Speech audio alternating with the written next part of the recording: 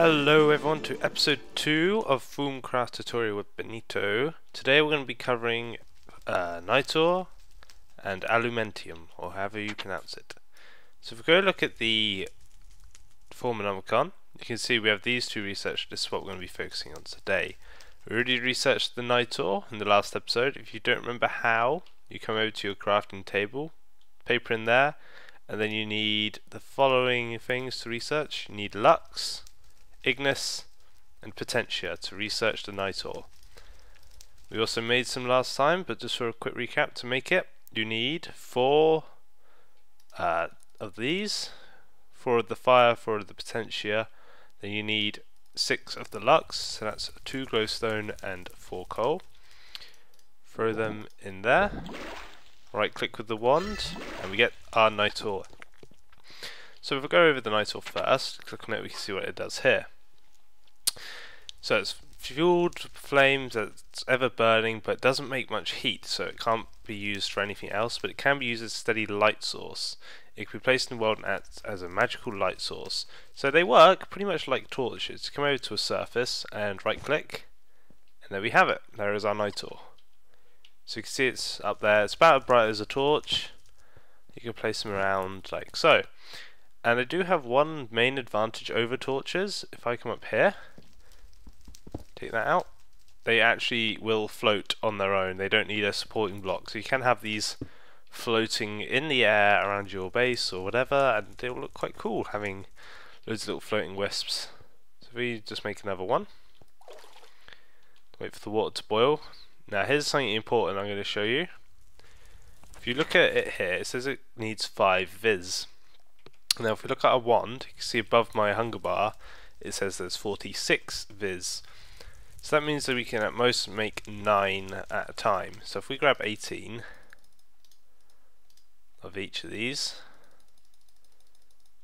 we should be able to make 9 of each.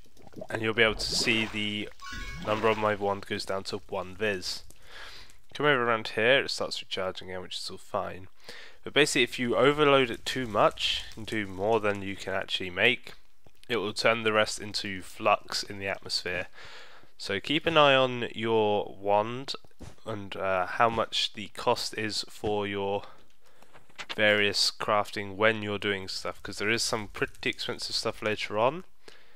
But now you can see we have our little lights all around here, and we've got a few spare. We're going to keep them because we might need them later. So that's Nitor. It's basically a magical torch. It's quite useful if you want some special lighting, or if you want floating lights that isn't a full block of glowstone. You can obviously walk through these all fine and good. So next we'll move on to the Alumentium. So as you can see here, here's the research for the Alumentium. Yep. You need Ignis, Potentia and Fractus, which is destruction or shattered, and the easiest thing to get this from is cobblestone. So there you go, so you get that, and I'll give you this Alumentium recipe. Bring it down here. The substance swabs fiery energy. It's more than eager to release that energy at the slightest bump. Maybe unstable, but it'd probably make a good source of fuel. So we'll learn that. Head over to our Thaumcraft, and you can see we have it unlocked here. So that's exactly what I just read, and now it is probably not a good idea to throw against a solid surface unless you enjoy explosives. So again, this costs 5 viz. It looks similar to the viz, but the Nitor, and looks a lot different.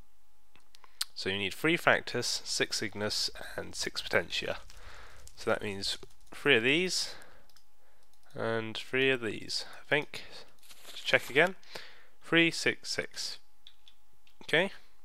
So we'll throw these into the cauldron once I refill it. So wait for it to boil. Then we will throw in the 3 cobblestone and 3 coal. Did they not go in? Oh, 1 second.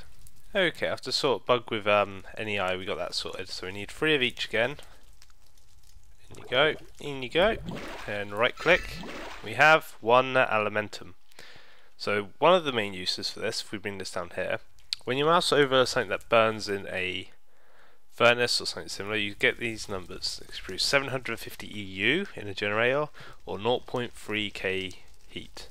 Same with this, you get 250 EU, and then over here you got 4k EU, but then you look at this, you get 16k EU. So to do some basic maths, that's 4 times as good as coal, but requires 3 coal to make. So you are, by adding 3 bits of cobblestone, you're practically turning that into a bit of coal if you're using it for burning or fuel or some sort. And you can use it in a furnace, you can use it in a generator, and all that good stuff. If you're using Railcraft and you have access to coal coke, it's probably better to use that. But this also has a secondary use. Just drop down here.